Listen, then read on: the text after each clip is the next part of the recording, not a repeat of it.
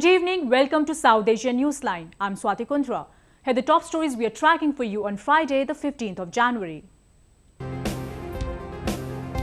Jaish e-Mohammed Chief Masood Azhar under protective custody in Pakistan. 11 Islamic State militants killed in airstrike in Afghanistan's Nangarhar province. And Bollywood's latest film raises concern over rapid changes in education system. And now for all the details, Pakistan's Punjab Police Counter-Terrorism Department has taken Jaish e-Mohammed Chief Masood Azhar into custody along with his accomplices. The move comes after India identified Azhar as mastermind of the attack on an Indian airbase on January 2nd and submitted evidences. The chief of banned outfit Jaish e-Mohammed Masood Azhar has been taken into protective custody along with his accomplices, but has not been arrested yet, Pakistan's Punjab Province Law Minister Rana Sanawalla informed on Thursday. Masood Azhar is listed as one of India's most wanted terrorists due to his history of militant activities.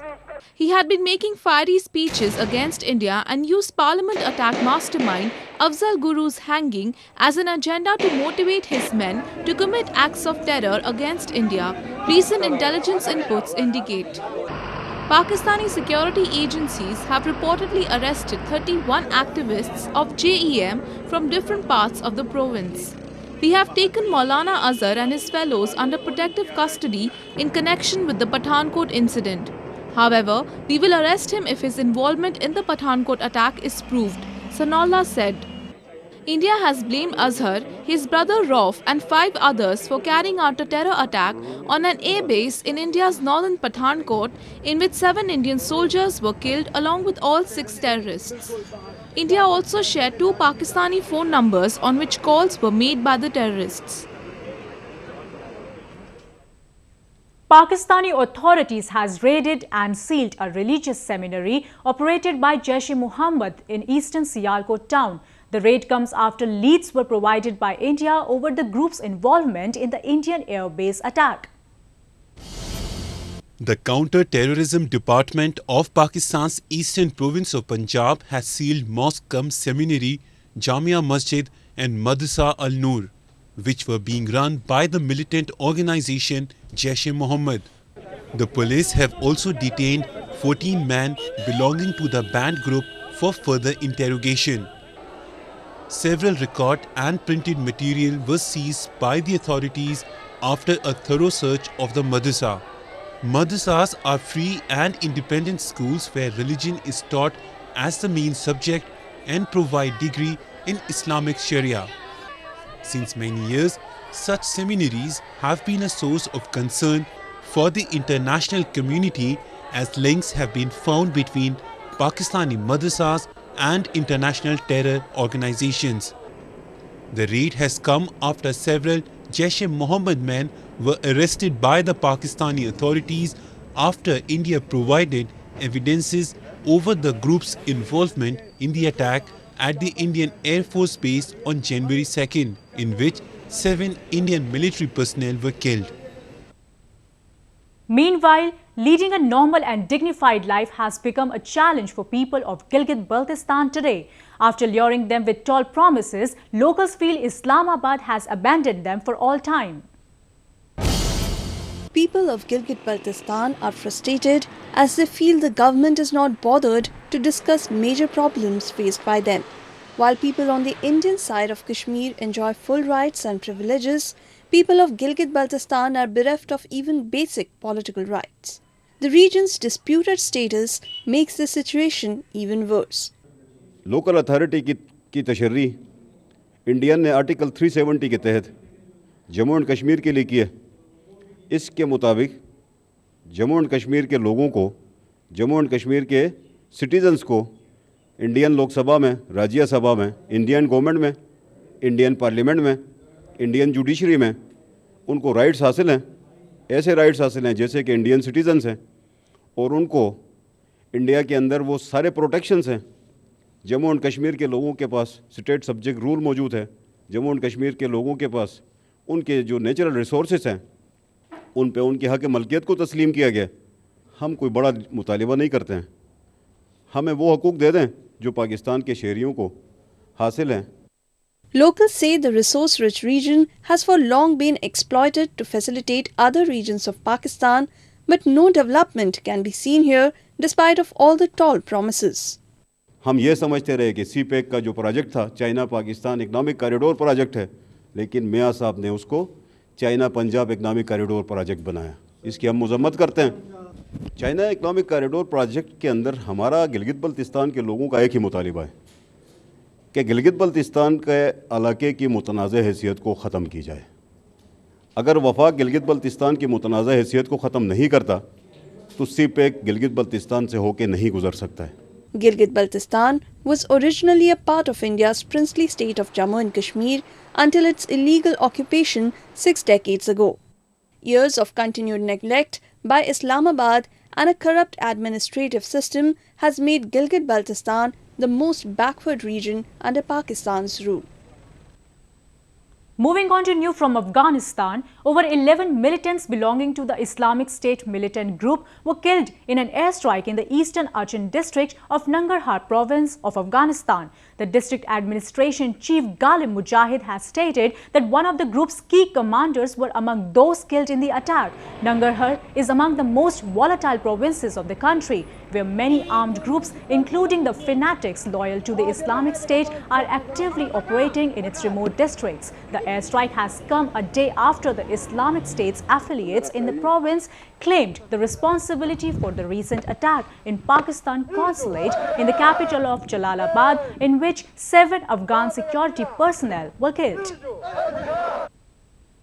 Meanwhile, India on Friday celebrated the 68th Indian Army Day in the national capital, New Delhi, and paid homage to all the Indian soldiers who sacrificed their lives for the nation.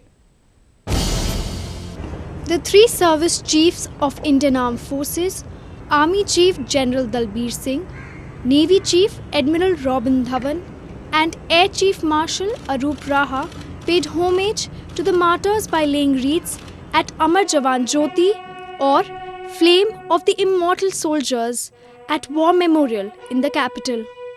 India annually celebrates the Army Day on January 15th, marking the day of 1949 when Lieutenant General K.M. Cariappa took over as the first Commander-in-Chief of the independent Indian Army. Indian Army observes the day by taking out parades and military shows to indicate new technologies and accomplishment in the national capital and all army headquarters across the country.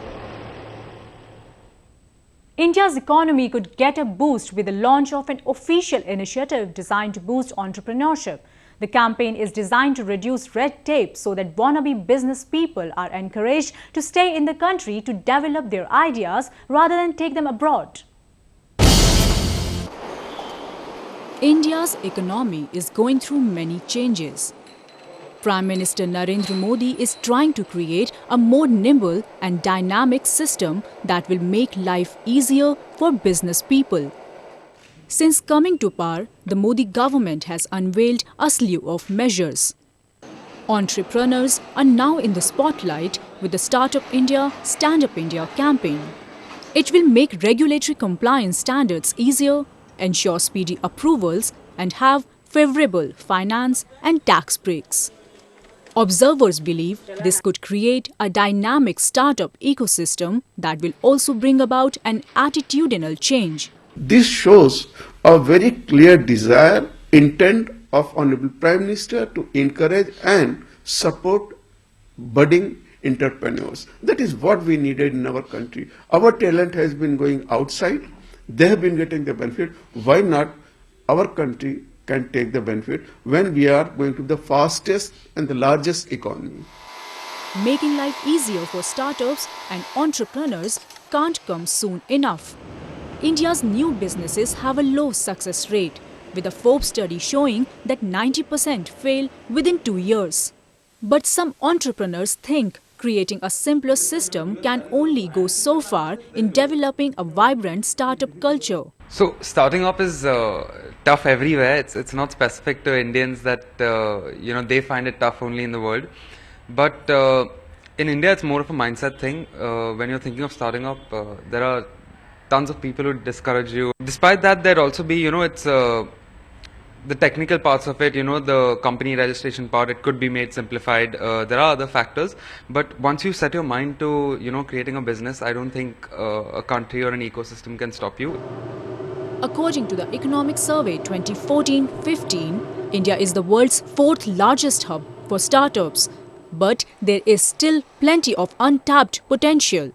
India could see about 10,000 startups over the next decade, which put together could generate over $200 billion in revenue. Well, that's the way it was in South Asia this evening. Before we conclude, the top stories once again. Jaish-e-Mohammed Chief Masood Azhar under protective custody in Pakistan.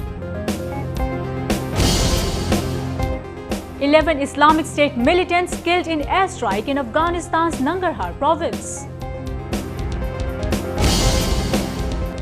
And Bollywood's latest film raises concern over rapid changes in education system.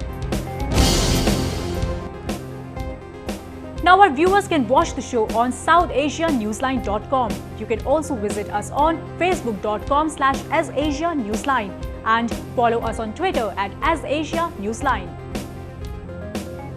That's all in tonight's edition. We will see you same time next week. Have a great weekend. Good night.